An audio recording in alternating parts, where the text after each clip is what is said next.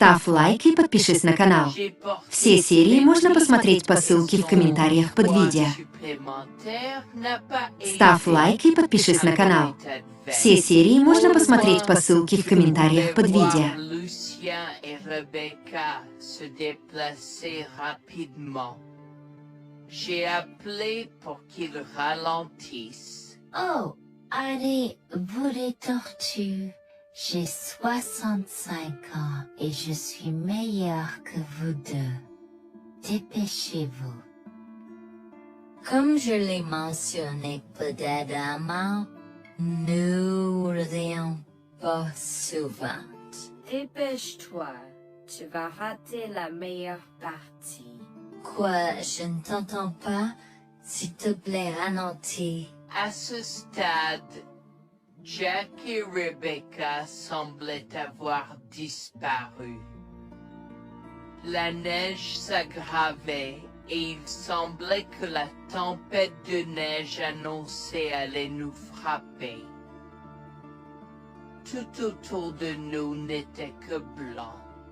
Freddy a commencé à pleurer et je m'inquiétais de plus en plus. Le vent froid hurlait à travers la forêt apparemment vide, soufflant de la neige dans mes yeux et me piquant la peau. Je tenais mon fils étroitement contre ma poitrine, essayant de le protéger du froid mordant. Alors que nous nous frayions un chemin à travers la neige, jusqu'aux genoux, à la recherche de tout signe d'aide, des heures s'étaient écoulées depuis que Jack et Rebecca nous avaient laissés abandonnés au milieu de nulle part, à des milles de la ville ou du prochain abri. Wax attira contre elle et mon mari, mais plus que ça, j'avais peur pour la sécurité de mon fils. Maman, il fait si froid. Je veux rentrer à la maison. Je sais, mon bébé. Je suis désolée pour tout ça. Je te promets que je vais trouver de l'aide pour nous, d'accord? Ne t'inquiète pas une seule seconde. Alors que nous trébuchions à travers les congères, je pouvais sentir mon corps s'affaiblir de minute en minute. Je savais que nous ne pouvions pas survivre dehors pendant longtemps, et trouver un abri était la priorité numéro 1. Mais juste au moment où je pensais que tout espoir était perdu, une lumière faible est apparue dans le lointain. Nous avons trébuché vers elle à moitié aveugle et à moitié gelé, jusqu'à ce que nous atteignions enfin la petite cabane aperçue auparavant, avec ses bouffées de fumée qui s'élevaient toujours dans le vent rude, nichées dans une clairière. Avec les quelques forces qui me restaient, j'ai frappé à la porte aussi fort que possible et je me suis effondré dessus. Maintenant, qui pourrait, oh Harold, apporter de l'eau bouillante et des couverts tout de suite? Un couple âgé et gentil nous a accueillis. Ils étaient si aimables de nous permettre d'enlever nos vêtements gelés, de nous baigner dans l'eau qu'ils ont tirée pour nous et de nous asseoir près du feu avec une nouvelle paire de vêtements et leur offrant une soupe chaude et des couvertures pour nous envelopper. Nous nous sommes blottis ensemble dans la chaleur. Mes sentiments de colère et de frustration ont commencé à bouillir. Comment ont-ils pu faire ça? J'espère qu'ils viennent dehors. Il y a plus de gens dehors. Nous devons aller les chercher. Non, ne te dérange pas, c'est ma belle-mère et mon mari inutiles. Ils nous ont laissé là pour geler. Tu dis un mensonge. Pourquoi ferais-tu une chose aussi horrible? Je savais que Becky était toujours comme ça, mais Lucia, pas moyen qu'il nous ferait ça. Attends une seconde. Becky, ce nom me dit quelque chose. Est-ce la dame avec une fine silhouette, les lèvres pincées et sérieuses tout le temps? Porte-t-elle des lunettes pourpres et une taupe sur l'aide sa lèvre spéa? La même. Comment la connaissez-vous? Elle a l'habitude de parcourir ces régions, mais c'est bizarre de faire une telle chose pendant cette période où les tempêtes de neige sont abondantes. En fait, je ne l'ai jamais vue dans ces parages pendant cette période de l'année. Maintenant, chérie, s'il te plaît, dis-nous comment tu la connais. Je suis sa belle-fille. Nous sommes venus de Floride parce qu'elle n'avait jamais vu son petit-fils Freddy depuis sa naissance. Je voulais vraiment qu'ils se lient d'amitié et se connaissent, mais Anne semblait désintéressée, même après que nous soyons venus de si loin.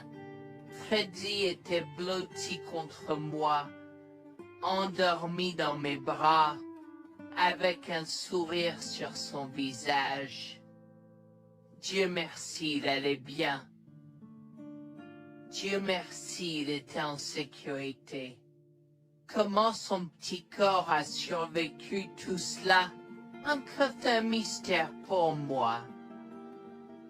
Mais plus je le regardais, plus je devenais frustré par son père, inutile, et sa grand-mère. Elle est magnifique. Cela nous fait pleurer de savoir que cela se produit. Vous voyez, nous n'avons pas d'enfants. Nous ne pouvions pas en avoir. Alors nous avons décidé de venir vivre sur les montagnes. C'est la vie que nous avons toujours voulu, mais nous ne pouvons pas combler les lacunes dans nos cœurs.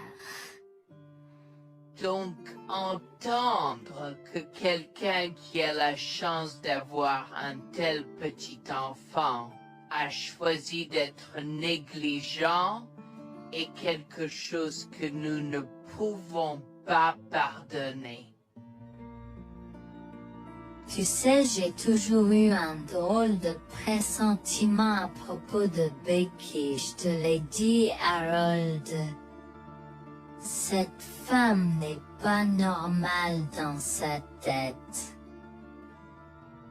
J'ai crié après eux leur disant d'attendre pour nous, mais ils ont juste continué à aller de l'avant.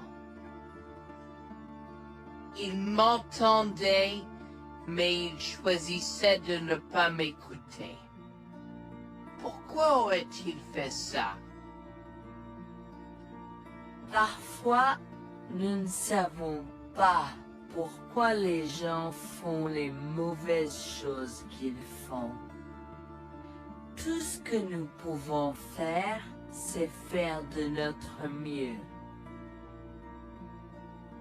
Nous avons continué à converser le reste de la soirée, et aussi en colère que je fusse. Avec le stade où je m'ai fait cheveux merger parce que je savais que Lucien et moi étions exécurés de lui. Le matin est venu et il semblait que la tempête de neige se soit calmée. J'ai cherché sur divers sites web pour trouver des rapports météorologiques indiquant que c'était maintenant sûr de se déplacer dans la ville. Et la ville. J'ai échangé des coordonnées avec Georgina et Harold, les remerciant pour tout l'amour et les soins qu'ils nous ont montrés. Il n'y a pas besoin de nous remercier. Nous avons juste fait ce qui était juste. N'importe qui, avec la moitié d'un cœur, aurait fait la même chose. S'il vous plaît, laissez-moi vous accompagner chez vous. Harold et Georgina nous ont accompagnés à la résidence et, oh mon Dieu, nous avons trouvé Lucien et Rebecca assis confortablement sur le porche avant, comme si Freddy et moi étions sur le point de mourir la veille. Je suis sorti de la voiture et j'ai commencé à perdre les pédales. Qu'est-ce qui ne va pas chez vous, les gens? Comment pouvez-vous nous laisser là? Tu nous ralentissais et nous voulions voir la cascade gelée. Est-ce que tu plaisantes? Freddy aurait pu mourir la nuit dernière. Tu t'en fous, vous, Lucien? Pour être juste, tu aurais pu simplement rester à la maison si tu n'étais vraiment pas prêt pour cette aventure. Je jure devant Dieu, à ce moment-là, ma vision est devenue rouge. J'étais prêt à attaquer, à donner des coups de pied, à crier et à hurler pour que le monde entier entende à quel point ces gens étaient horribles. Non seulement ils nous ont laissés là, mais ils semblaient ne pas se soucier de ce qu'ils avaient fait.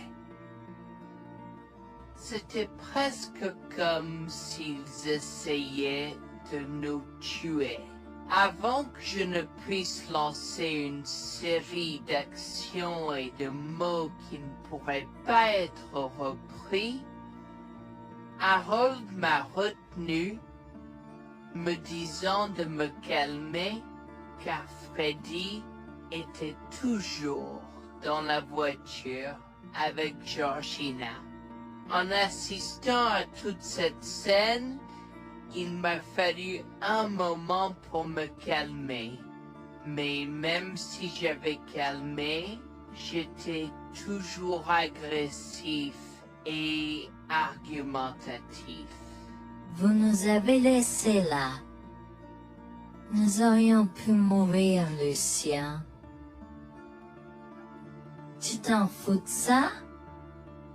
Tu t'en fous que ta mère ait essayé de nous tuer?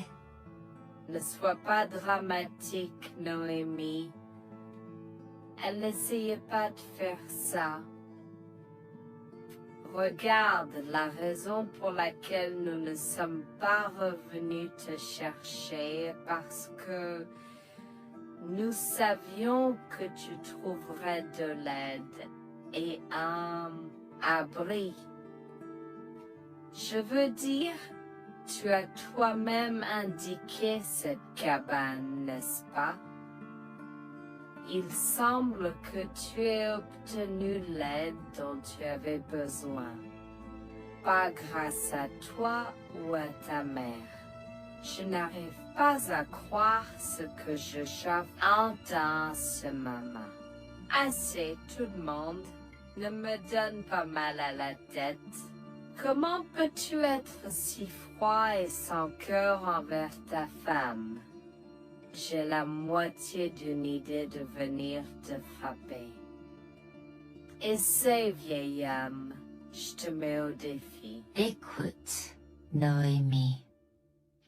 Je suis désolée que tu n'aies pas pu gérer un peu le mauvais temps, mais je jure qu'il n'y avait aucune mauvaise intention de ma part. Écoute, Noémie, je suis désolé que tu n'aies pas pu gérer un peu le mauvais temps, mais je jure qu'il n'y avait aucune mauvaise intention de ma part. Oh oui. Pourquoi diable irais-tu faire de la randonnée à cette période de l'année? Nous ne te voyons jamais pendant cette période, alors quoi maintenant? Pourquoi maintenant quand tu as un enfant qui ne voulait que se connecter avec toi? Quelqu'un pourrait argumenter que ce niveau de négligence grossière était intentionnel, Becky. Tu es une personne malade et pathétique. Cela a semblé faire fondre l'extérieur froid et dur de Becky, qui avait l'air douloureuse, du moins pendant un instant, avant de revenir à son extérieur de méchante sorcière de l'Ouest.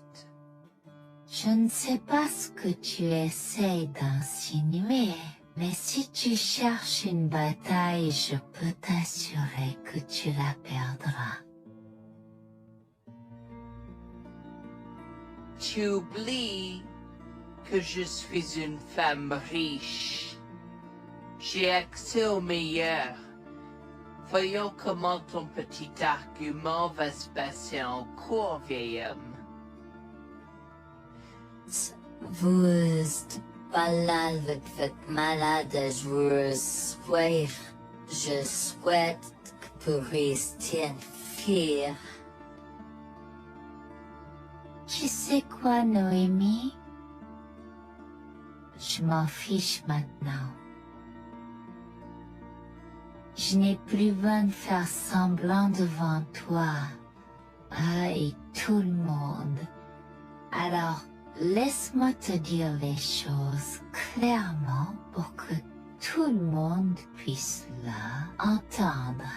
Je m'en fiche de toi et de ce bébé.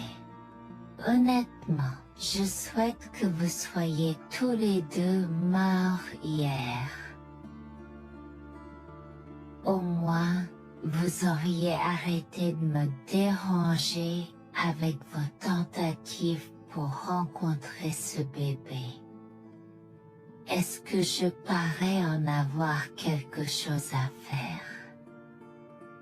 J'ai fait mon geste vers elle comme si mon corps avait une volonté propre.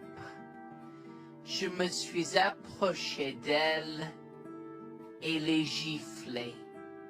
J'ai continué à la gifler et à donner des coups de pied aussi fort que possible jusqu'à ce que Jack et Harold me déchirent. Tu m'instaudes. Comment osais-je?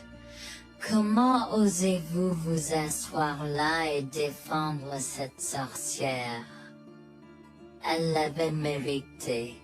Toi, je vais te poursuivre en justice. Comment oses-tu me mettre les mains dessus?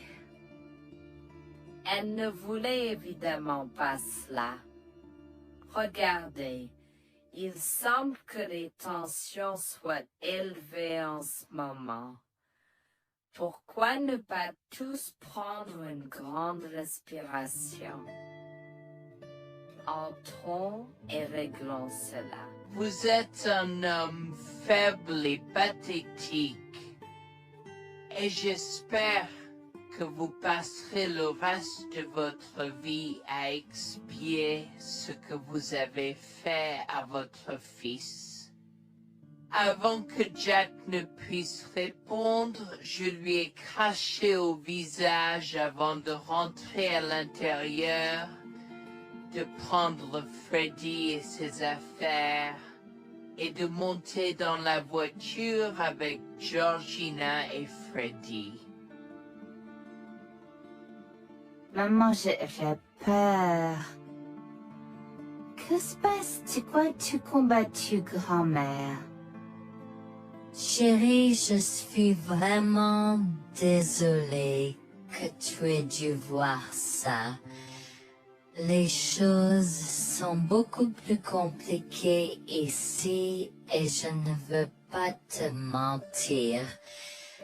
Mais je crains que tu ne sois un peu trop jeune pour comprendre. Mais pour l'instant, je suis désolée de devoir te dire que pour l'instant, il semble que grand-mère et papa ne veulent pas de nous ici. Nous ne pouvons pas être ici parce que papa et grand-mère ne sont pas très gentils et je ne veux pas que tu sois autour de personnes qui ne sont pas gentilles. Mais Georgina et Harold sont gentils, n'est-ce pas? Oui, j'aime Georgina et Harold. Harold et Georgina peuvent-ils être mes grands-parents? Oh mon Dieu, mon petit enfant, tu me fais pleurer. Bien sûr, je peux être ta grand-mère. Oh mon Dieu, mon petit enfant, tu me fais pleurer. Bien sûr, je peux être ta grand-mère. Je serai toujours ton ami et je te promets de prendre soin de toi si tu as besoin de moi. Harold a pris la voiture et nous a emmenés à un hôtel où nous avons pu nous reposer et nous remettre de nos émotions, mais malheureusement tout l'événement était un peu trop difficile à gérer. J avait très peur pour l'avenir Bourne-of-Dew, tant Freddy que moi, car cela signifiait le divorce. Mais j'avais peur, Bertie, qu'ils obtiennent la garde de Freddy. Décidé de parler à Eugénie et ses peurs de la question une fois que Freddy s'était endormi. Que vais-je faire? Je vais aller en prison? Nonsense. Cette sorcière ne portera pas plainte. Et si elle ne faisait? Elle ne le fera pas, car nous avons des preuves de sa conspiration pour commettre un meurtre. Comment? Nous sommes toujours préparés, chérie. Nous avons secrètement enregistré toutes les preuves. Maintenant, Vous pouvez emporter cet enregistrement avec vous et l'utiliser contre votre mari et belle-mère au tribunal. Vous êtes des anges déguisés. Comment avez-vous fait ça? Quand? Comment? Chut, mon enfant, ne t'inquiète pas de tout ça. Écoute simplement l'enregistrement audio. Nous avons écouté et effectivement toutes les preuves avaient été enregistrées, y compris la partie où j'ai attaqué physiquement sa mère. Maintenant, ils vont me faire pour coups et blessures. Oh mon Dieu, pourquoi je fais ça? Maintenant, Bonjour, je m'appelle Jeanne et j'ai 37 ans.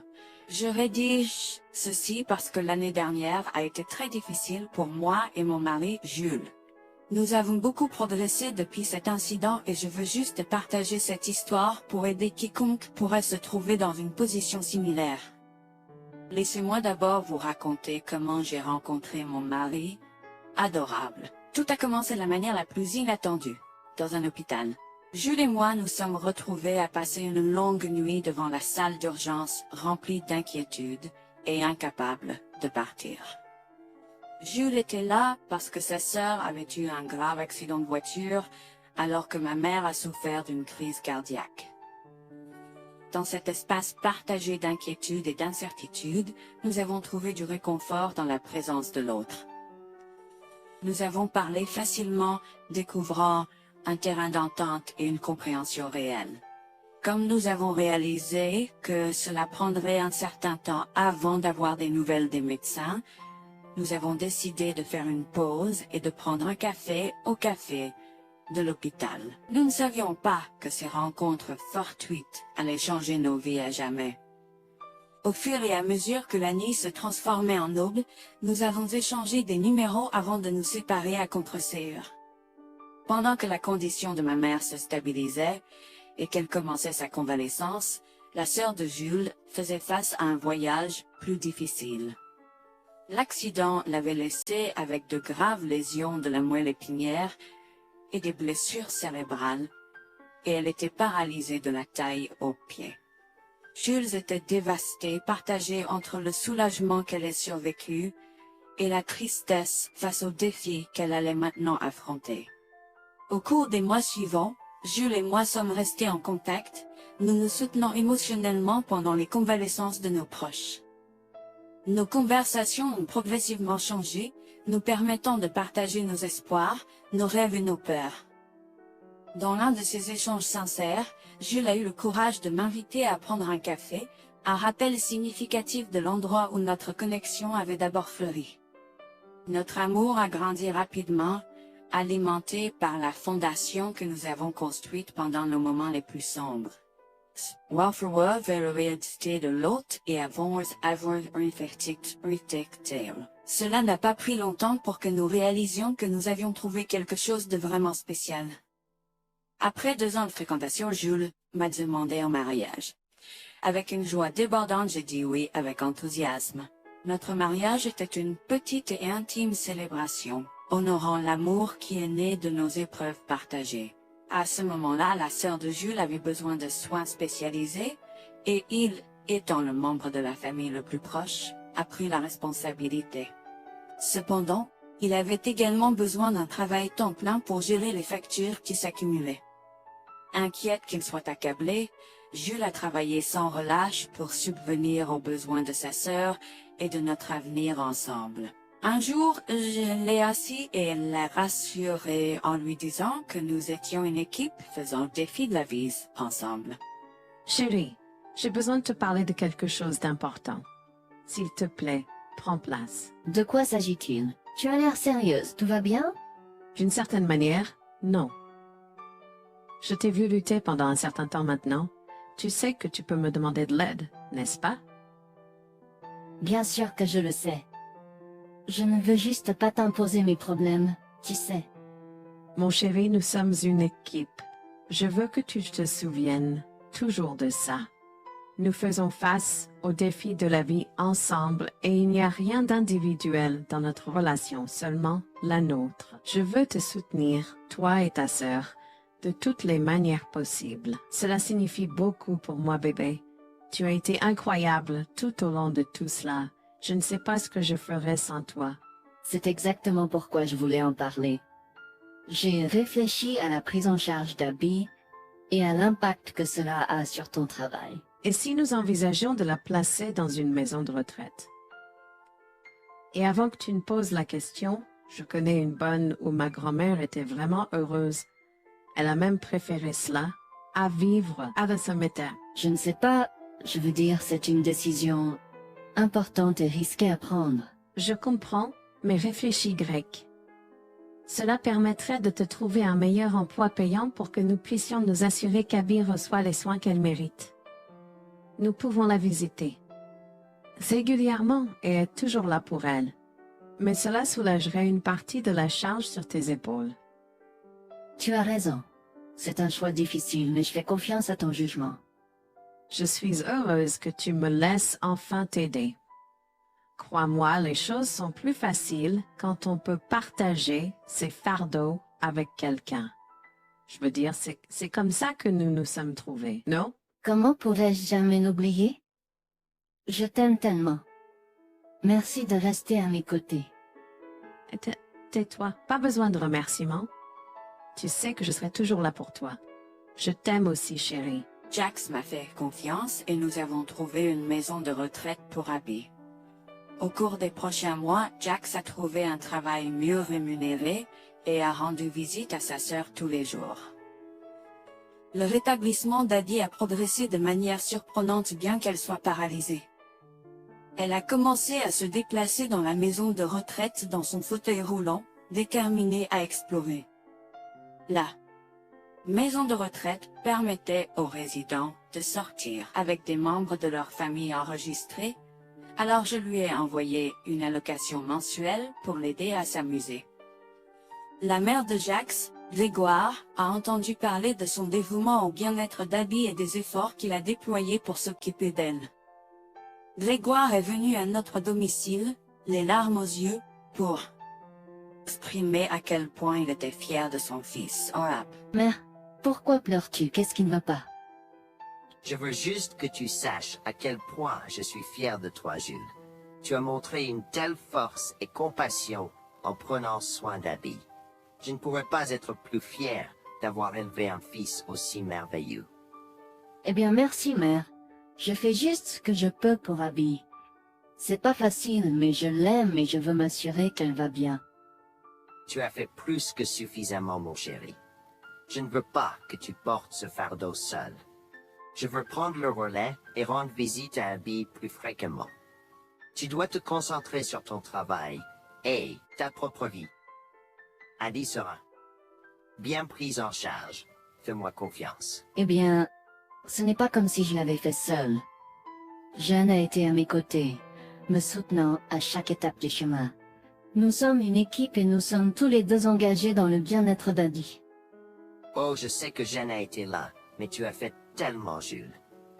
Il est temps que tu priorises ta propre vie et ta carrière. Abby sera entre de bonnes mains. Fais-moi confiance. D'accord, mère, si tu es sûre de toi, alors j'accepterai. Mais je veux que tu saches que c'était un plaisir de prendre soin d'Abby et que je serai toujours là pour elle, quoi qu'il arrive. Je t'apprécie, Jules, mais il est temps pour toi et Jeanne de vous concentrer sur vos futurs. Fais-moi confiance, ce sera pour le mieux. D'accord, mère, si tu crois que c'est la bonne chose à faire, alors j'irai avec. Promets juste de bien t'occuper d'Abby. Je te le promets, maman, tu peux compter sur moi. Maintenant, va et concentre-toi sur ton travail. Laisse-moi m'occuper de la garde d'Abby. J'ai trouvé l'intérêt subi de Grégoire pour Abby un peu étrange, mais je me suis tue car je savais que ce moment était important pour Jules. L'année suivante, Jules s'est concentré sur son travail et obtenu une augmentation. J'ai également obtenu une augmentation, ce qui nous a permis d'augmenter l'allocation mensuelle de base d'Abby. Grégoire a tenu sa promesse, mais il y avait un piège. Il a toujours insisté pour que nous restions occupés par le travail et nous a rappelé à quel point Abby était heureuse avec plus d'argent. Il nous a grondé si nous voulions la visiter et a prétendu qu'il savait ce qui était le mieux pour elle. Grégoire nous a fait appeler avant de rendre visite à Abby, donc il a contrôlé notre accès à elle. En conséquence, nous l'avons vue de moins en moins, mais nous avons continué à lui envoyer la location chaque mois. Je me sentais mal à l'aise par la situation. L'attitude possessive et le comportement contrôlant soudain de Grégoire m'inquiétaient.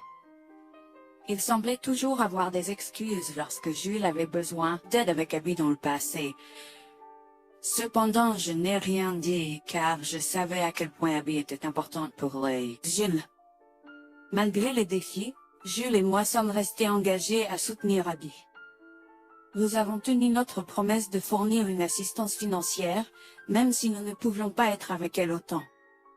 Nous avons cru qu'Abby méritait les meilleurs soins.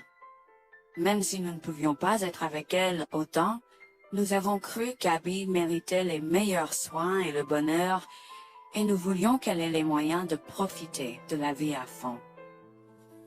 Un jour, Jules était un peu trop submergé par le manque d'Abby. Nous nous étions tous les deux beaucoup impliqués dans le travail et n'avions pas eu le temps de lui rendre visite. Nous avons décidé de lui rendre visite sur un coup de tête. Nous ne l'avons pas dit à Grégoire car nous ne voulions pas entendre ses remontrances ou ses réprimandes. Avant d'arriver à la maison de retraite, Jules et moi nous sommes arrêtés au supermarché pour acheter à Abby toutes ses collations préférées. Nous étions tous les deux très excités de la voir et de passer du temps de qualité avec elle. J'ai même apporté ma Nintendo Switch pour qu'elle puisse y jouer. Nous sommes entrés et avons immédiatement commencé à chercher Abby, mais nous ne pouvions pas la voir nulle part. Je pensais qu'elle était probablement partie pour un rendez-vous chez le médecin ou qu'elle était probablement dans le jardin. Nous avons trouvé l'infirmière d'Abby, Mme Smith. Elle nous a regardés avec confusion. « Excusez-moi, pourriez-vous nous dire où était Abby? Nous la cherchons. » Jolene, savez-vous pas ce qui s'est passé? Non, nous n'en savons rien. S'il vous plaît, dites-le nous. Que s'est-il passé? Est-ce que Abby va bien? J'ai essayé de contacter Grégoire car il a insisté pour être le point de contact pour toutes les informations concernant Abby, mais il n'a jamais répondu à mes appels. S'il vous plaît, dites-nous simplement ce qui s'est passé. Est-ce que Abby va bien? Je suis vraiment désolée de vous apprendre cette nouvelle. Alors que nous administrions un nouveau médicament à Abby, son corps a eu une réaction sévère. Elle est tombée en état de choc, malgré nos efforts. Il a été. Quoi? Quand cela s'est-il produit? Cela s'est produit il y a 2 mois. 2 mois? Comment cela est-il possible? Pourquoi n'avons-nous pas été informés? Je m'excuse pour cette omission. Nous essayons de joindre Grégoire comme il l'avait demandé, mais il semble qu'il n'a jamais reçu nos appels. C'est incroyable. Nous aurions dû être au courant, nous aurions dû appeler là Abby. Merci de nous l'avoir dit, Manager Smith.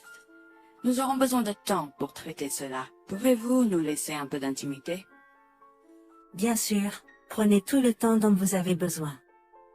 Je serai là si vous avez des questions ou si vous avez besoin d'aide. Je suis vraiment désolée pour votre perte. Je pouvais sentir le monde de Jules s'effondrer et le mien aussi.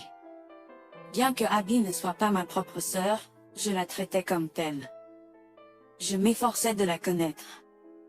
Au fil du temps, je suis absolument tombée amoureuse d'elle. Nous étions comme des sœurs. Abby a été si pleine de vie malgré sa situation. Jules était un désordre de larmes, pendant que je ne pouvais tout simplement pas me résoudre à pleurer. Je me sentais tellement engourdie. Je ne pouvais pas croire que Abby était partie. Je me sentais tellement coupable qu'elle ait souffert toute seule. Je me sentais tellement coupable de ne jamais avoir pris le temps de la rencontrer. Serait-ce différent si je l'avais visitée? Je savais que Jules se sentait de la même manière que moi. Je savais que nous ne pouvions pas continuer à rester là et à pleurer. Alors je l'ai guidé gentiment hors de l'installation. Le trajet de retour à la maison était silencieux, alors que le chagrin enveloppait nos âmes. Quand nous sommes arrivés à la maison, nous nous sommes tous les deux effondrés en pleurs dans les bras, un de l'autre. Nous avons pleuré et pleuré pendant ce qui semblait être des heures. Jules était furieux que nous n'ayons même pas pu dire au revoir à Abby. Je me sentais de la même façon. De plus, j'étais triste que Abby n'ait probablement jamais eu de funérailles non plus.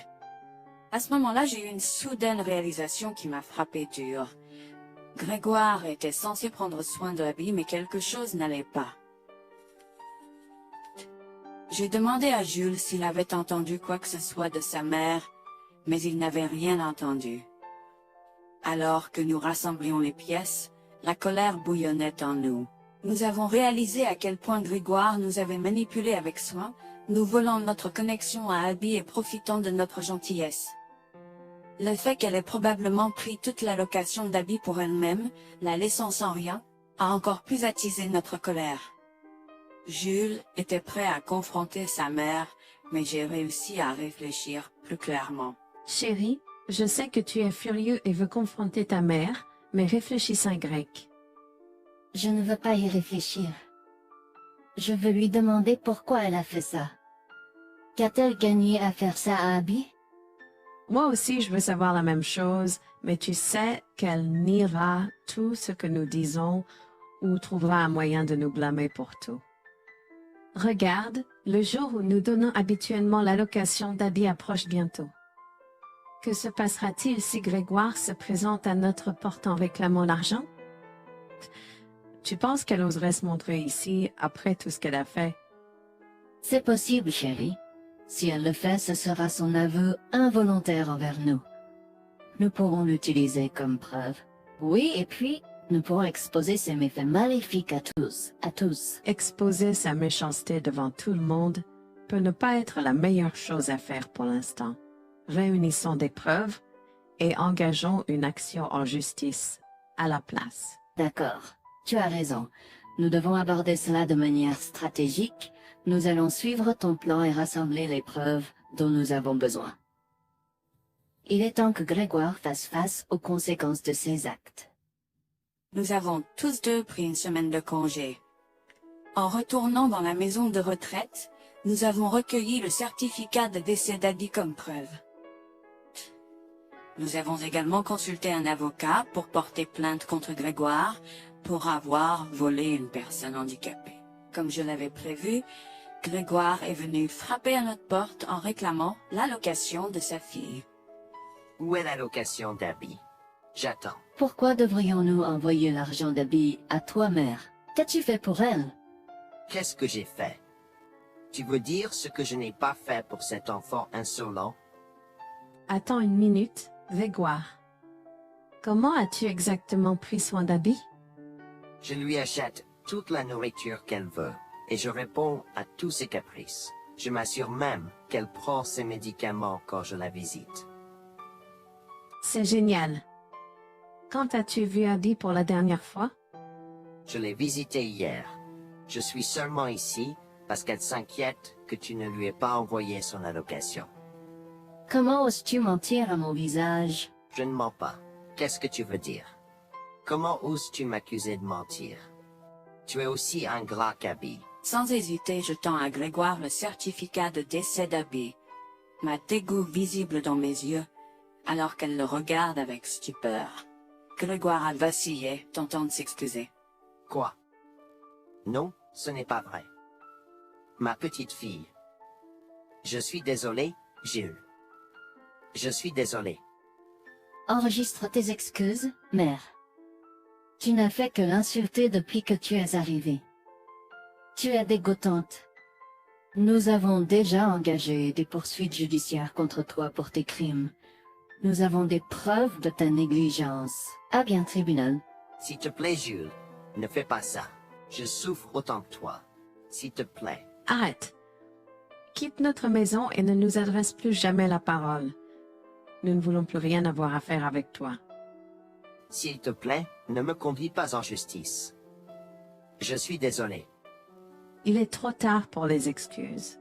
Tu as fait tes choix et tu devras maintenant assumer les conséquences de tes actes. Petit à petit, Jules et moi avons pris des précautions et enregistré notre conversation avec Grégoire. Cette preuve supplémentaire a joué en notre faveur et la Cour a statué que Grégoire devait nous rembourser, y compris les taux d'intérêt similaires à ceux pratiqués par les banques. Elle devra nous verser des mensualités pendant les prochaines années. Jules est allé plus loin et a partagé l'enregistrement avec le reste de sa famille élargie. Par conséquent, Grégoire a fait face à l'exclusion de sa propre famille. Jules et moi avons pleuré ensemble pendant longtemps. La douleur était profonde, mais lentement, nous avons commencé à guérir. Nous avons pris une décision ferme de couper tout contact avec Grégoire.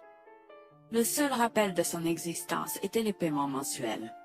La décision ferme de couper tout contact avec Grégoire. Le seul rappel de son existence était les paiements mensuels qu'il faisait pour nous rembourser. Nous nous sommes concentrés sur notre guérison et sur la reconstruction de nos vies. Au final, la justice a prévalu et notre amour pour Abby est resté inébranlable. Nous avons honoré sa mémoire, en chérissant le temps que nous avions passé avec elle, et en montrant de l'amour et des soins aux autres dans le besoin. Notre parcours a été rempli de défis et de chagrins, mais il nous a également appris le pouvoir de la résilience et la force de notre lien. Jules et moi avons entrepris un voyage de guérison, en reprenant nos vies en main, à partir des décombres de la trahison. Nous nous sommes accrochés aux précieux souvenirs d'Abby, chérissant l'amour et la joie qu'elle nous a apportés. Bien que la douleur persiste, nous trouvons du réconfort dans le fait que nous avons combattu pour la justice, et que nous avons honoré l'esprit d'Abby.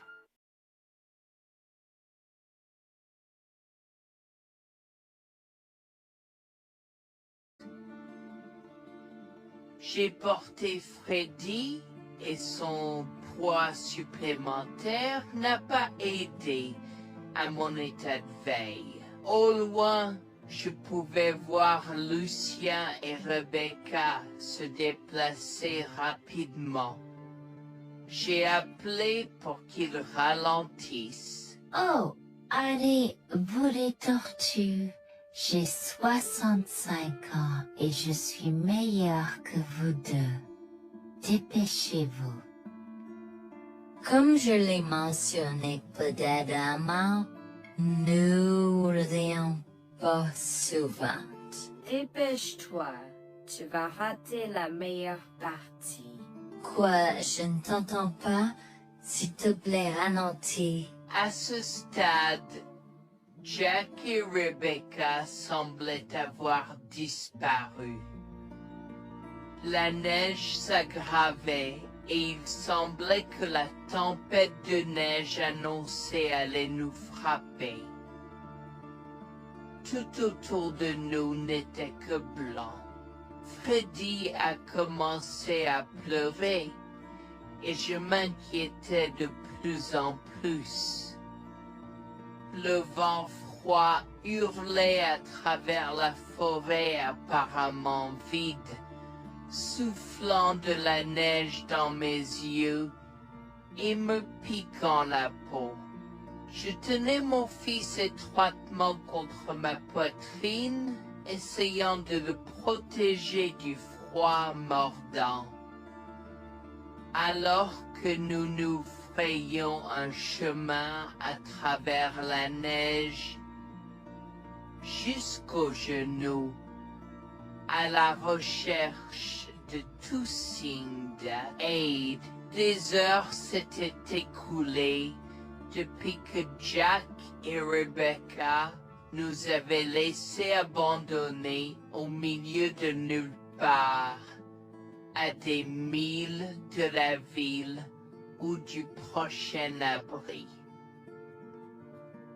Wax attira contre elle et mon mari, mais plus que ça, j'avais peur pour la sécurité de mon fils. Maman, il fait si froid. Je veux rentrer à la maison. Je sais, mon bébé. Je suis désolée pour tout ça. Je te promets que je vais trouver de l'aide pour nous, d'accord? Ne t'inquiète pas une seule seconde. Alors que nous trébuchions à travers les congères, je pouvais sentir mon corps s'affaiblir de minute en minute. Je savais que nous ne pouvions pas survivre dehors pendant longtemps, et trouver un abri était la priorité numéro 1. Mais juste au moment où je pensais que tout espoir était perdu, une lumière faible est apparue dans le lointain. Nous avons trébuché vers elle à moitié aveugle et à moitié gelé, jusqu'à ce que nous atteignions enfin la petite cabane aperçue auparavant, avec ses bouffées de fumée qui s'élevaient toujours dans le vent rude, nichée dans une clairière.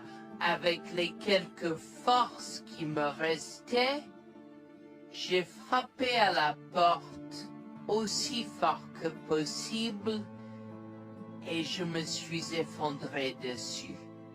Maintenant, qui pourrait, oh Harold, apporter de l'eau bouillante et des couverts tout de suite? Un couple âgé et gentil nous a accueillis. Ils étaient si aimables de nous permettre d'enlever nos vêtements gelés, de nous baigner dans l'eau qu'ils ont tirée pour nous et de nous asseoir près du feu avec une nouvelle paire de vêtements et leur offrant une soupe chaude et des couvertures pour nous envelopper. Nous nous sommes blottis ensemble dans la chaleur. Mes sentiments de colère et de frustration ont commencé à bouillir. Comment ont-ils pu faire ça? J'espère qu'ils viennent dehors. Il y a plus de gens dehors? Nous devons aller les chercher. Non, ne te dérange pas, c'est ma belle-mère et mon mari inutiles. Ils nous ont laissé là pour geler. Tu dis un mensonge.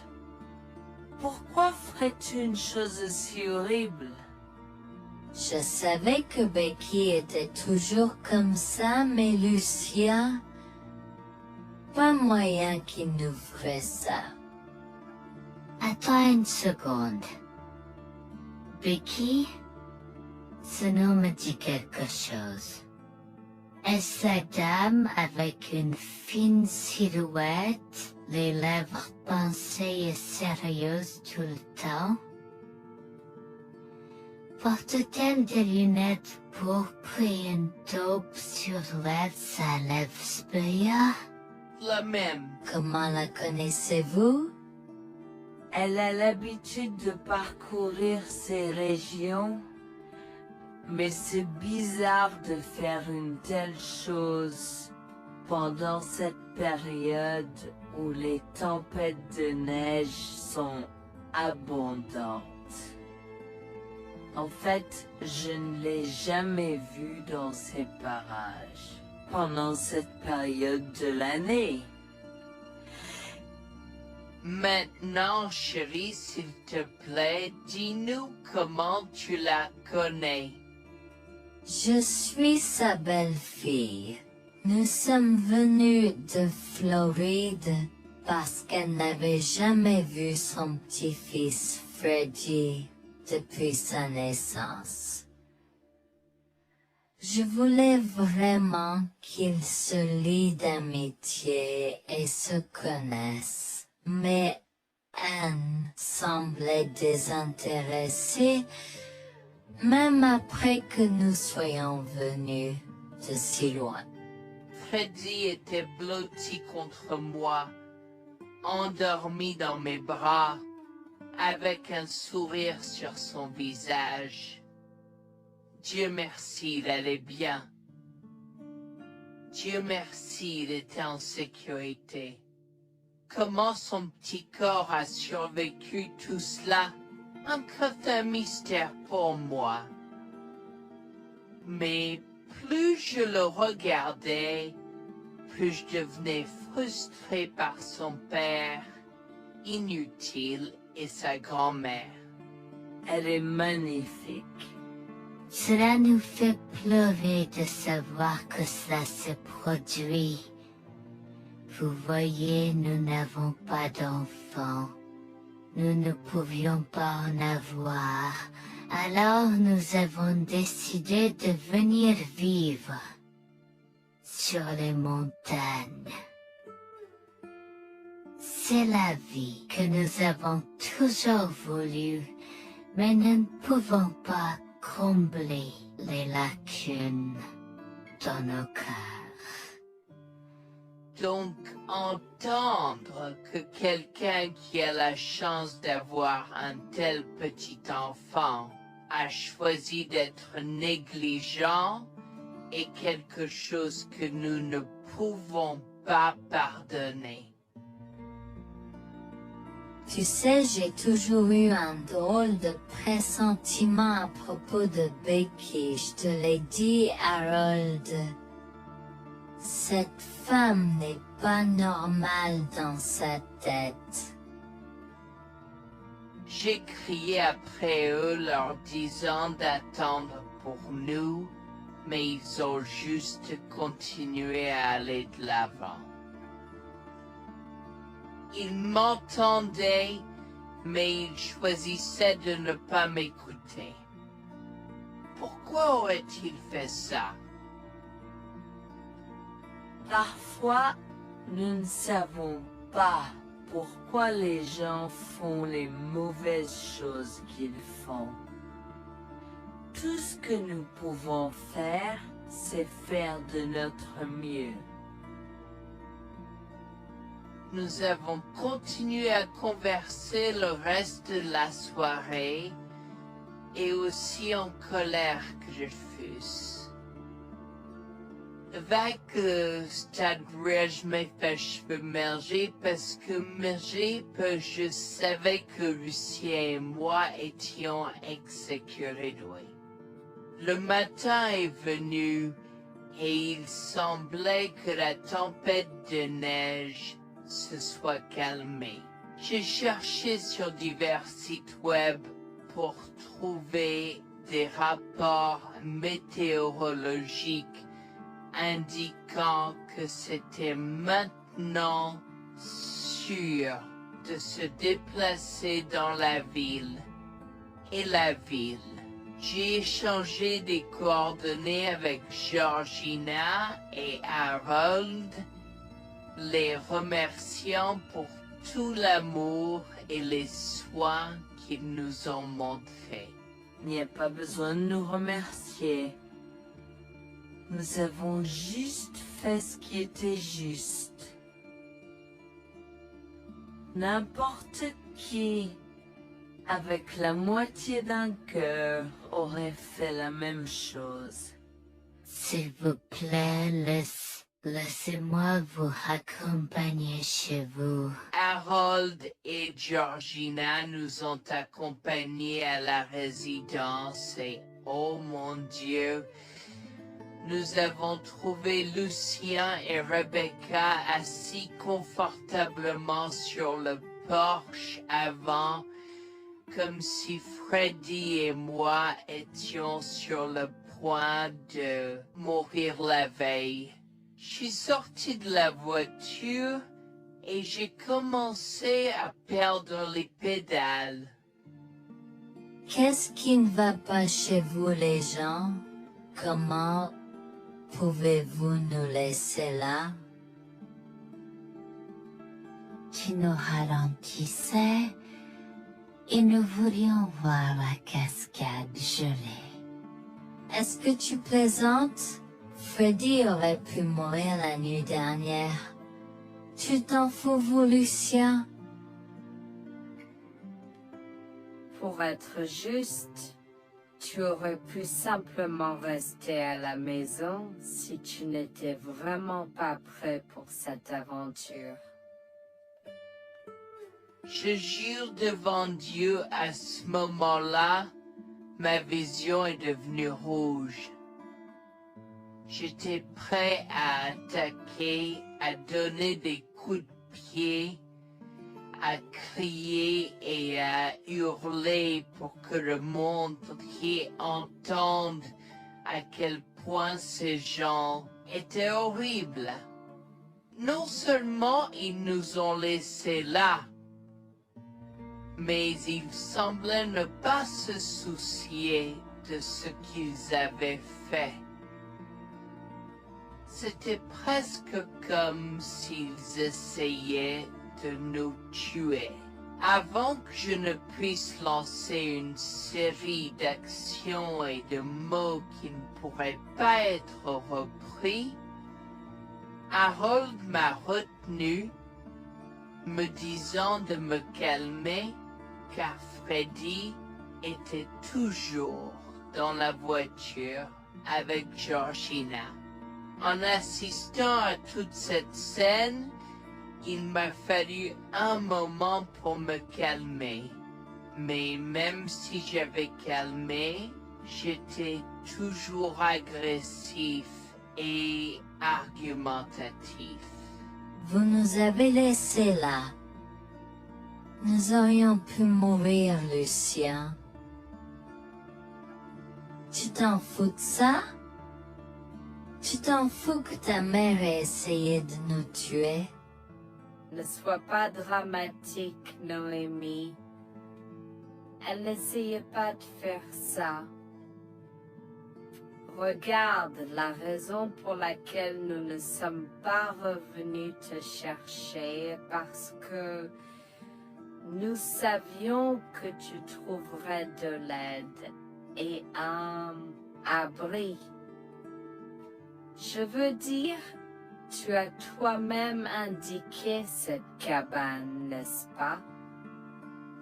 Il semble que tu aies obtenu l'aide dont tu avais besoin. Pas grâce à toi ou à ta mère. Je n'arrive pas à croire ce que j'entends en ce moment. Assez, tout le monde. Ne me donne pas mal à la tête. Comment peux-tu être si froid et sans cœur envers ta femme? J'ai la moitié d'une idée de venir te frapper. Essaie, vieil homme. Je te mets au défi. Écoute, Noémie. Je suis désolée que tu n'aies pas pu gérer un peu le mauvais temps, mais je jure qu'il n'y avait aucune mauvaise intention de ma part. Écoute, Noémie, je suis désolée que tu n'aies pas pu gérer un peu le mauvais temps, mais je jure qu'il n'y avait aucune mauvaise intention de ma part. Oh oui. Pourquoi diable irais-tu faire de la randonnée à cette période de l'année? Nous ne te voyons jamais pendant cette période, alors quoi maintenant? Pourquoi maintenant quand tu as un enfant qui ne voulait que se connecter avec toi? Quelqu'un pourrait argumenter que ce niveau de négligence grossière était intentionnel, Becky. Tu es une personne malade et pathétique. Cela a semblé faire fondre l'extérieur froid et dur de Becky, qui avait l'air douloureuse, du moins pendant un instant, avant de revenir à son extérieur de méchante sorcière de l'Ouest. Je ne sais pas ce que tu essaies d'insinuer, mais si tu cherches une bataille, je peux t'assurer que tu la perdras. Tu oublies que je suis une femme riche. J'ai accès au meilleur. Voyons comment ton petit argument va se passer en cours, vieil homme. Vous êtes pas là avec votre malade joueuse. Je souhaite que vous restiez une fille. Tu sais quoi, Noémie? Je m'en fiche maintenant. Je n'ai plus besoin de faire semblant devant toi. Et tout le monde. Alors, laisse-moi te dire les choses clairement pour que tout le monde puisse entendre. Je m'en fiche de toi et de ce bébé. Honnêtement, je souhaite que vous soyez tous les deux morts hier.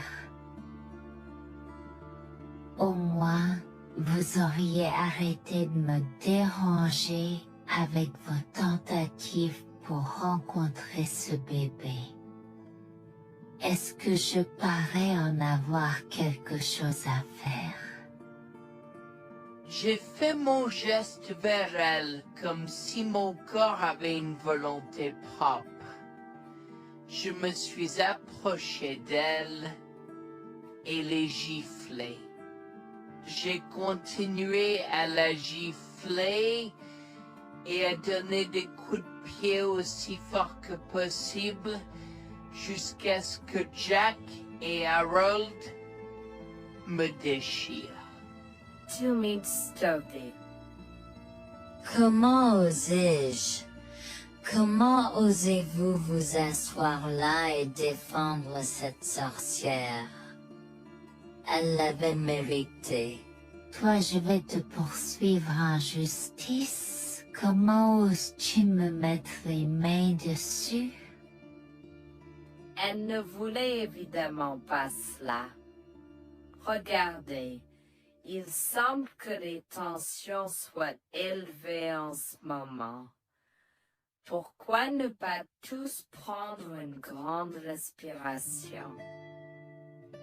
Entrons et réglons cela. Vous êtes un homme faible et pathétique, et j'espère que vous passerez le reste de votre vie à expier ce que vous avez fait à votre fils. Avant que Jack ne puisse répondre, je lui ai craché au visage avant de rentrer à l'intérieur, de prendre Freddy et ses affaires, et de monter dans la voiture avec Georgina et Freddy. Maman, j'ai peur. Que se passe-t-il? Pourquoi tu combattu grand-mère? Chérie, je suis vraiment désolée que tu aies dû voir ça. Les choses sont beaucoup plus compliquées ici et je ne veux pas te mentir. Mais je crains que tu ne sois un peu trop jeune pour comprendre. Mais pour l'instant, je suis désolée de devoir te dire que pour l'instant, il semble que grand-mère et papa ne veulent pas de nous ici.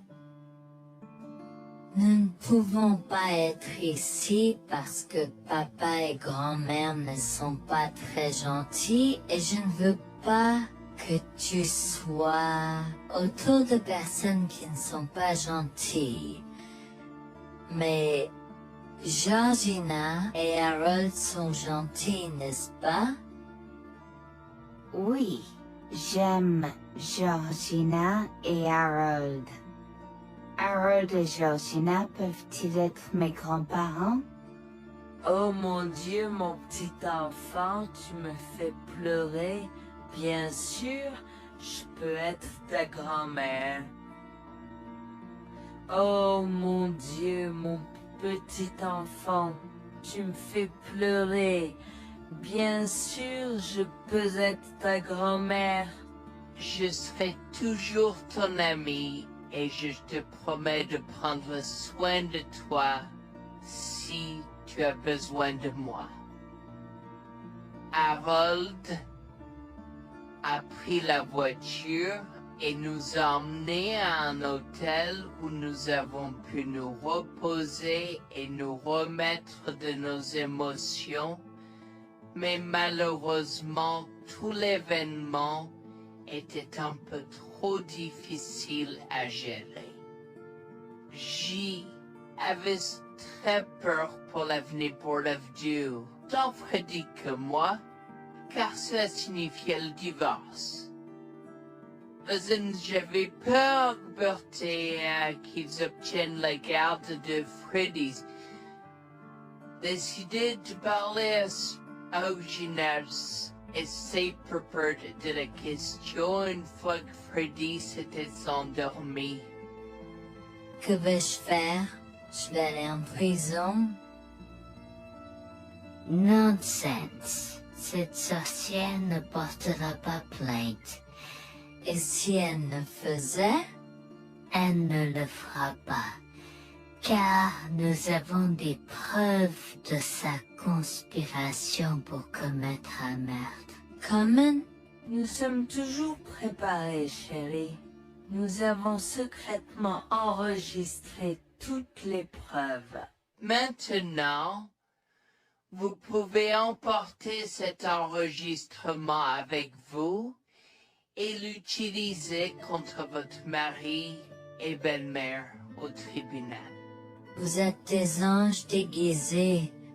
Comment avez-vous fait ça? Quand? Comment?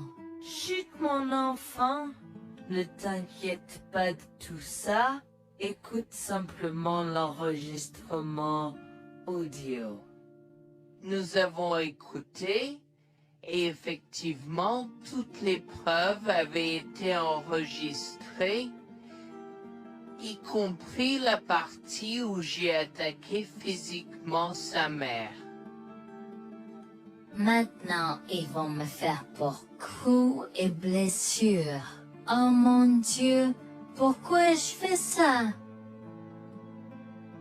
Maintenant. Bonjour, je m'appelle Jeanne et j'ai 37 ans. Je rédige ceci parce que l'année dernière a été très difficile pour moi et mon mari Jules. Nous avons beaucoup progressé depuis cet incident et je veux juste partager cette histoire pour aider quiconque pourrait se trouver dans une position similaire. Laissez-moi d'abord vous raconter comment j'ai rencontré mon mari, adorable. Tout a commencé de la manière la plus inattendue, dans un hôpital. Jules et moi nous sommes retrouvés à passer une longue nuit devant la salle d'urgence remplie d'inquiétude et incapables de partir. Jules était là parce que sa sœur avait eu un grave accident de voiture alors que ma mère a souffert d'une crise cardiaque. Dans cet espace partagé d'inquiétude et d'incertitude, nous avons trouvé du réconfort dans la présence de l'autre. Nous avons parlé facilement, découvrant un terrain d'entente et une compréhension réelle. Comme nous avons réalisé que cela prendrait un certain temps avant d'avoir des nouvelles des médecins, nous avons décidé de faire une pause et de prendre un café au café de l'hôpital. Nous ne savions pas que ces rencontres fortuites allaient changer nos vies à jamais. Au fur et à mesure que la nuit se transformait en aube, nous avons échangé des numéros avant de nous séparer à contre-séance. Pendant que la condition de ma mère se stabilisait et qu'elle commençait sa convalescence, la sœur de Jules faisait face à un voyage plus difficile. L'accident l'avait laissée avec de graves lésions de la moelle épinière et des blessures cérébrales, et elle était paralysée de la taille aux pieds. Jules était dévasté, partagé entre le soulagement qu'elle ait survécu et la tristesse face aux défis qu'elle allait maintenant affronter. Au cours des mois suivants, Jules et moi sommes restés en contact, nous nous soutenons émotionnellement pendant les convalescences de nos proches. Nos conversations ont progressivement changé, nous permettant de partager nos espoirs, nos rêves et nos peurs. Dans l'un de ces échanges sincères, Jules a eu le courage de m'inviter à prendre un café, un rappel significatif de l'endroit où notre connexion avait d'abord fleuri. Notre amour a grandi rapidement, alimenté par la fondation que nous avons construite pendant nos moments les plus sombres. Welfare vers l'identité de l'autre et avons avoir un Cela n'a pas pris longtemps pour que nous réalisions que nous avions trouvé quelque chose de vraiment spécial. Après 2 ans de fréquentation, Jules m'a demandé en mariage. Avec une joie débordante, j'ai dit oui avec enthousiasme. Notre mariage était une petite et intime célébration, honorant l'amour qui est né de nos épreuves partagées. À ce moment-là, la sœur de Jules avait besoin de soins spécialisés, et il, étant le membre de la famille le plus proche, a pris la responsabilité.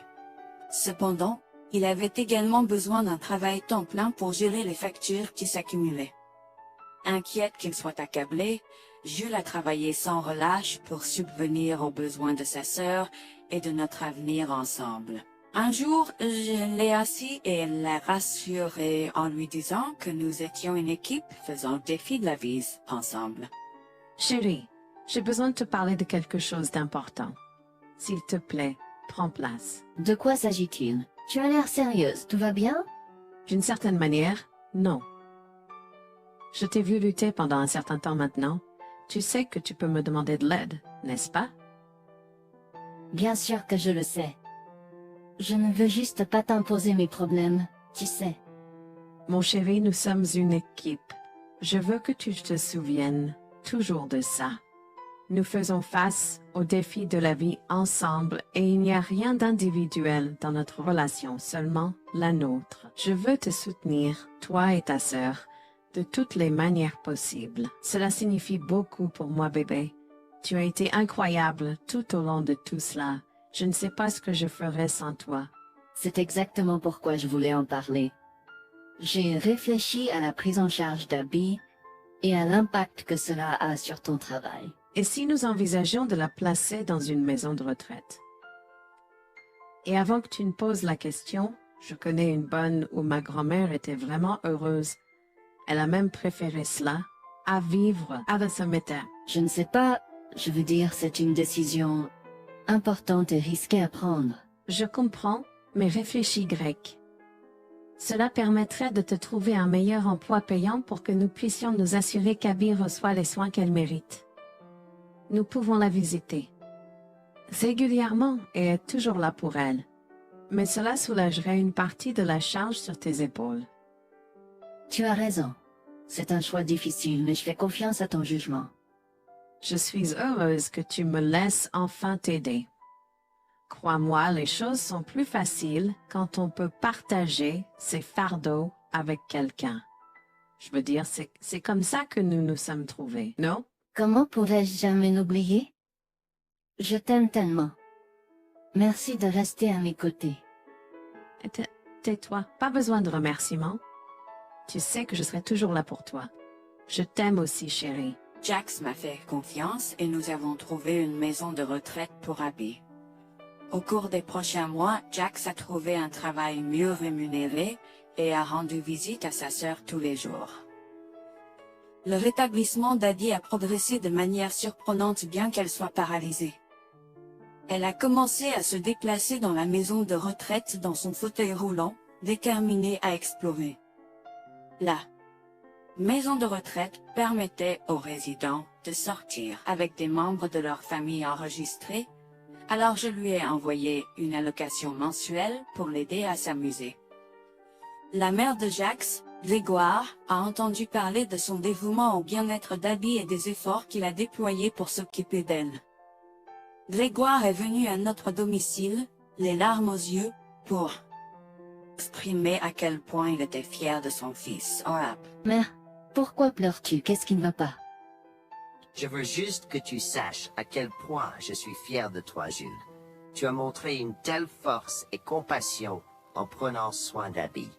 Je ne pourrais pas être plus fier d'avoir élevé un fils aussi merveilleux. Eh bien, merci, mère.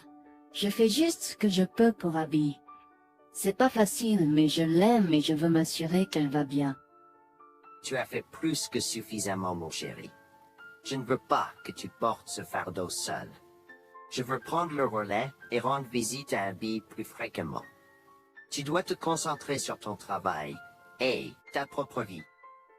Abby sera bien prise en charge. Fais-moi confiance. Eh bien, ce n'est pas comme si je l'avais fait seule. Jeanne a été à mes côtés, me soutenant à chaque étape du chemin. Nous sommes une équipe et nous sommes tous les deux engagés dans le bien-être d'Abby. Oh, je sais que Jeanne a été là, mais tu as fait tellement, Jules. Il est temps que tu priorises ta propre vie et ta carrière. Abby sera entre de bonnes mains. Fais-moi confiance. D'accord, mère, si tu es sûre de toi, alors j'accepterai. Mais je veux que tu saches que c'était un plaisir de prendre soin d'Abby et que je serai toujours là pour elle, quoi qu'il arrive. Je t'apprécie, Jules, mais il est temps pour toi et Jeanne de vous concentrer sur vos futurs. Fais-moi confiance, ce sera pour le mieux. D'accord, mère, si tu crois que c'est la bonne chose à faire, alors j'irai avec. Promets juste de bien t'occuper d'Abby. Je te le promets, maman, tu peux compter sur moi. Maintenant, va et concentre-toi sur ton travail. Laisse-moi m'occuper de la garde d'Abby. J'ai trouvé l'intérêt subi de Grégoire pour Abby un peu étrange, mais je me suis tue car je savais que ce moment était important pour Jules. L'année suivante, Jules s'est concentré sur son travail et obtenu une augmentation. J'ai également obtenu une augmentation, ce qui nous a permis d'augmenter l'allocation mensuelle de Bal d'Abby. Grégoire a tenu sa promesse, mais il y avait un piège. Il a toujours insisté pour que nous restions occupés par le travail et nous a rappelé à quel point Abby était heureuse avec plus d'argent. Il nous a grondé si nous voulions la visiter et a prétendu qu'il savait ce qui était le mieux pour elle. Grégoire nous a fait appeler avant de rendre visite à Abby, donc il a contrôlé notre accès à elle. En conséquence, nous l'avons vue de moins en moins, mais nous avons continué à lui envoyer l'allocation chaque mois. Je me sentais mal à l'aise par la situation. L'attitude possessive et le comportement contrôlant soudain de Grégoire m'inquiétaient. Il semblait toujours avoir des excuses lorsque Jules avait besoin d'aide avec Abby dans le passé. Cependant, je n'ai rien dit car je savais à quel point Abby était importante pour Jules. Malgré les défis, Jules et moi sommes restés engagés à soutenir Abby. Nous avons tenu notre promesse de fournir une assistance financière, même si nous ne pouvions pas être avec elle autant. Nous avons cru qu'Abby méritait les meilleurs soins. Même si nous ne pouvions pas être avec elle autant, nous avons cru qu'Abby méritait les meilleurs soins et le bonheur, et nous voulions qu'elle ait les moyens de profiter de la vie à fond. Un jour, Jules était un peu trop submergé par le manque d'Abby. Nous nous étions tous les deux beaucoup impliqués dans le travail et n'avions pas eu le temps de lui rendre visite. Nous avons décidé de lui rendre visite sur un coup de tête. Nous ne l'avons pas dit à Grégoire car nous ne voulions pas entendre ses remontrances ou ses réprimandes. Avant d'arriver à la maison de retraite, Jules et moi nous sommes arrêtés au supermarché pour acheter à Abby toutes ses collations préférées. Nous étions tous les deux très excités de la voir et de passer du temps de qualité avec elle. J'ai même apporté ma Nintendo Switch pour qu'elle puisse y jouer. Nous sommes entrés et avons immédiatement commencé à chercher Abby, mais nous ne pouvions pas la voir nulle part. Je pensais qu'elle était probablement partie pour un rendez-vous chez le médecin ou qu'elle était probablement dans le jardin. Nous avons trouvé l'infirmière d'Abby, Mme Smith. Elle nous a regardés avec confusion. « Excusez-moi, pourriez-vous nous dire où était Abby? Nous la cherchons. » Charlie, ne savez-vous pas ce qui s'est passé? Non, nous n'en savons rien. S'il vous plaît, dites-le nous. Que s'est-il passé? Est-ce que Abby va bien? J'ai essayé de contacter Grégoire car il a insisté pour être le point de contact pour toutes les informations concernant Abby, mais il n'a jamais répondu à mes appels. S'il vous plaît, dites-nous simplement ce qui s'est passé. Est-ce que Abby va bien? Je suis vraiment désolée de vous apprendre cette nouvelle. Alors que nous administrions un nouveau médicament à Abby, son corps a eu une réaction sévère. Elle est tombée en état de choc, malgré nos efforts et aide. Quoi? Quand cela s'est-il produit? Cela s'est produit il y a 2 mois. 2 mois? Comment cela est-il possible? Pourquoi n'avons-nous pas été informés? Je m'excuse pour cette omission. Nous essayons de joindre Grégoire comme il l'avait demandé, mais il semble qu'il n'a jamais reçu nos appels. C'est incroyable. Nous aurions dû être au courant. Nous aurions dû appeler Abby. Merci de nous l'avoir dit, Manager Smith. Nous aurons besoin de temps pour traiter cela. Pouvez-vous nous laisser un peu d'intimité? Bien sûr, prenez tout le temps dont vous avez besoin. Je serai là si vous avez des questions ou si vous avez besoin d'aide. Je suis vraiment désolée pour votre perte. Je pouvais sentir le monde de Jules s'effondrer et le mien aussi. Bien que Abby ne soit pas ma propre sœur, je la traitais comme telle. Je m'efforçais de la connaître. Au fil du temps, je suis absolument tombée amoureuse d'elle. Nous étions comme des sœurs. Abby a été si pleine de vie malgré sa situation. Jules était un désordre de larmes, pendant que je ne pouvais tout simplement pas me résoudre à pleurer. Je me sentais tellement engourdie. Je ne pouvais pas croire que Abby était partie. Je me sentais tellement coupable qu'elle ait souffert toute seule. Je me sentais tellement coupable de ne jamais avoir pris le temps de la rencontrer. Serait-ce différent si je l'avais visitée? Je savais que Jules se sentait de la même manière que moi. Je savais que nous ne pouvions pas continuer à rester là et à pleurer. Alors je l'ai guidée gentiment hors de l'installation. Le trajet de retour à la maison était silencieux, alors que le chagrin enveloppait nos âmes. Quand nous sommes arrivés à la maison, nous nous sommes tous les deux effondrés en pleurs dans les bras, un de l'autre. Nous avons pleuré et pleuré pendant ce qui semblait être des heures. Jules était furieux que nous n'ayons même pas pu dire au revoir à Abby. Je me sentais de la même façon. De plus, j'étais triste que Abby n'ait probablement jamais eu de funérailles non plus. À ce moment-là, j'ai eu une soudaine réalisation qui m'a frappé dur. Grégoire était censé prendre soin de Abby, mais quelque chose n'allait pas. J'ai demandé à Jules s'il avait entendu quoi que ce soit de sa mère, mais il n'avait rien entendu. Alors que nous rassemblions les pièces, la colère bouillonnait en nous. Nous avons réalisé à quel point Grégoire nous avait manipulés avec soin, nous volant notre connexion à Abby et profitant de notre gentillesse. Le fait qu'elle ait probablement pris toute l'allocation d'Abby pour elle-même, la laissant sans rien, a encore plus attisé notre colère. Jules était prêt à confronter sa mère, mais j'ai réussi à réfléchir plus clairement. Chérie, je sais que tu es furieux et veux confronter ta mère, mais réfléchis en grec. Je ne veux pas y réfléchir. Je veux lui demander pourquoi elle a fait ça. Qu'a-t-elle gagné à faire ça à Abby? Moi aussi, je veux savoir la même chose, mais tu sais qu'elle niera tout ce que nous disons ou trouvera un moyen de nous blâmer pour tout. Regarde, le jour où nous donnons habituellement l'allocation d'Abby approche bientôt. Que se passera-t-il si Grégoire se présente à notre porte en réclamant l'argent? Tu penses qu'elle oserait se montrer ici après tout ce qu'elle a fait? C'est possible, chérie. Si elle le fait, ce sera son aveu involontaire envers nous.